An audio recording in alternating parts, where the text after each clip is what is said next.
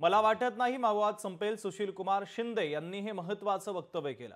सुशील कुमार शिंदे यांच्या गृहमंत्री काळातलं ते बोलत असतील। उपमुख्यमंत्री अजित पवार यांनी आता सुशील कुमार शिंदे यांना टोला लगावलेला आहे।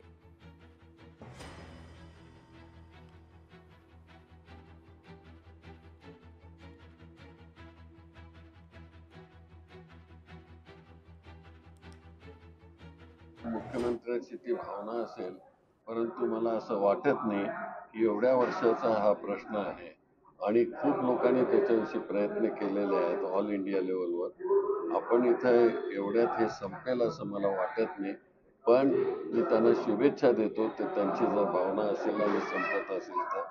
पण अजूनही आपल्याला ते माओवादी का फाईट करतात त्याच्या खोलामध्ये गेलं पाहिजे आणि गरिबांचे प्रश्न सोडवण्यास, हे सगळे जर गरिबांचे प्रश्न सोडवले तर माओवाद संपेल। ते देशाचे गृहमंत्री होते एकेकाळी, तो त्यावेळेसची परिस्थिती लक्षामध्ये घेऊन त्यांनी कदाचित ते वक्तव्य केलं असेल। तो त्यांचा अधिकार आहे। ते राज्याचे एकेकाळचे मुख्यमंत्री होते, एकेकाळीचे गृहमंत्री होते। पण मी आपल्याला स्पष्ट सांगतो की आपल्या गडचिरोलीच्या परिसरामध्ये जो नक्षलवाद होता तो बराचसा आटोक्यात आलेला आहे। बरेच जण सरेंडर झालेले।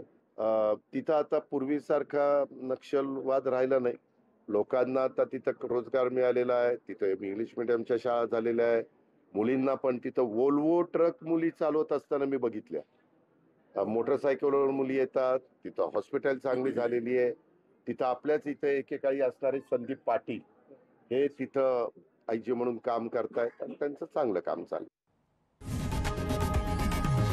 लोकशाही मराठी ऐका, पहा, जागरूक रहा।